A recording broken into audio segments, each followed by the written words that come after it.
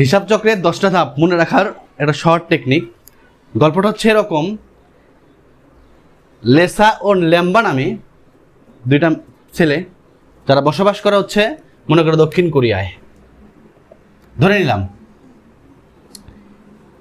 Laser সাথে জমিলার এবং ল্যাম্বার সাথে খদেজার 10 বছরের সম্পর্ক, এবং তাদের সম্পর্কের মধ্যে একটু টানা পড়া চলতেছে, অর্থাৎ সম্পর্ক ভালো যাচ্ছে না। এই কারণে রেওয়া নামে এক ব্যক্তি এই সম্পর্কটা তাদের সাথে মিল করার জন্য বা সমন্বয়ের কাজ করতে আসতে পারে। তো বাক্যটা কীরকম হবে? লেসা ল্যাম্বা জমিলা খোদেজা 10 বছরের সম্পর্ক, রেওয়া সমন্বয়ের কাজ করতে আসতে পারে। অর্থাৎ তাদের 10 বছরের সম্পর্কটিকে রাখার জন্য রেওয়া নামে একটা ব্যক্তি সমন্বয়ের কাজ করতে দেশের বাইরে থেকে আসতে পারে, এও দেশের বাইরে থাকে। তো এখান থেকে আমি হিসাব চক্রের যে 10টা ধাপ এটা ইজিভাবে মনে রাখতে পারবো। লেসা অর্থাৎ লেনদেন শনাক্তকরণ,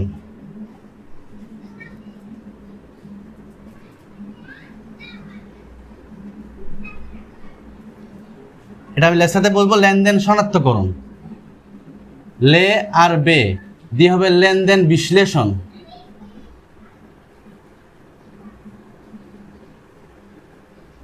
আর তার একটা থেকে জমিলা দিয়ে আমি জাবেদা ধরছি, 3 নাম্বার হবে জাবেদা। খতে খতিয়ান, তাহলে আমি পাইলাম একতে লেনদেন শনাক্তকরণ, ল্যাম্বাতে লেনদেন বিশ্লেষণ, জতে জাবেদা, খতে খতিয়ান। তাহলে 4টা ধাপ হয়ে গেছে। 5 নাম্বার ধাপ হচ্ছে রেওয়া মিল, রেতে রেওয়া মিল। এরপর হচ্ছে 6 নাম্বার ধাপ হচ্ছে সমন্বয়। 7 নাম্বার ধাপ হচ্ছে কাতে কার্যপত্র।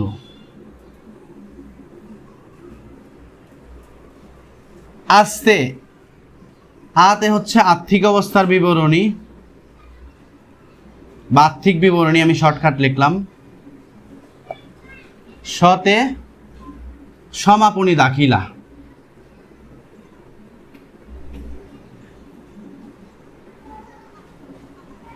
8তে পরবর্তী, রতে রেওয়া মিল, মানে হিসাব পরবর্তী রেওয়া মিল। এখানে হিসাবটা একটা অ্যাক্সেস মনে রাখতে হবে। তাহলে 10টা হয়ে গেছে। 1 নম্বরে লেনদেন শনাক্তকরণ, 2 নম্বরে লেনদেন বিশ্লেষণ, 3 নম্বরে জাবেদাভুক্তকরণ, 4 নম্বরে খতিয়ান, 5 নম্বরে রেওয়া মিল, 6 নম্বরে সমন্বয়, 7 নম্বরে কার্যপত্র, 8 নম্বরে আর্থিক বিবরণী, 9 নম্বরে সমাপনী দাখিলা, 10 নম্বরে হিসাব পরবর্তী রেওয়া মিল। অনেকেই বাইনারি থেকে ডেসিমেল করতে গিয়ে ক্যালকুলেটর ব্যবহার করে বিভিন্ন সময় এডমিশন টেস্টে গিয়ে অনেক ধরনের প্রবলেম হয়। তো আমরা ইজিভাবে বাইনারি থেকে ডেসিমেল উইদাউট ক্যালকুলেটর ছাড়া সহজেই বের করতে পারবো। যেমন 101011, এটা একটা বাইনারি সংখ্যা। পরীক্ষা আসতে পারে এটা সমান সমান ডেসিমেল কত, এমন থাকতে পারে। এটা আমরা ইজিভাবে করতে পারবো কোনো ক্যালকুলেটর ছাড়া। 101011, তাহলে আমি কি করব? এখানে আমরা একটা সূত্র জানি। সূত্রটা হচ্ছে এরকম, যে কটা সংখ্যা আছে পিছন থেকে সামনের দিকে যাব। 1 এর বিপরীত ডাবল কত? 2 এর ডাবল 4 এর ডাবল 8 এর ডাবল 16 এর ডাবল 32। ওকে, অর্থাৎ যে কটা সংখ্যা থাকবে পিছন থেকে ডাবল করে করে করে সামনে আসলাম। এখন যেখানে যেখানে 1 আছে ওগুলো আমি বোল্ড করব। এবার এগুলো আমি যোগ করব। যোগ করলে 32, 8 to 1 যোগ করলে হচ্ছে 43।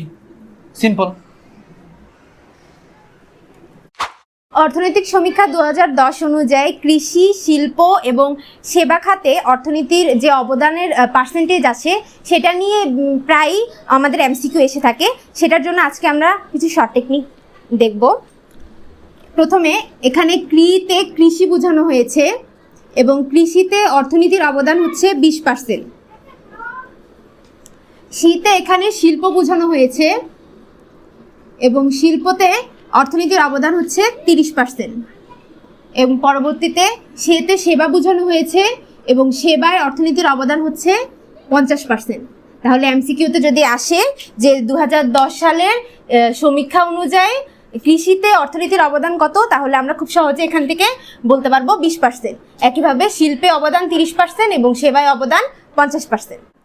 এরকম ছোট ছোট হ্যাকস পেতে অবশ্যই আমাদের ইউটিউব চ্যানেলটা সাবস্ক্রাইব করবেন, এটা ফ্রেন্ডসদের সাথে শেয়ার করবেন এবং আমাদের ভিডিওটা ভালো লেগে থাকলে সেটা লাইক করবেন।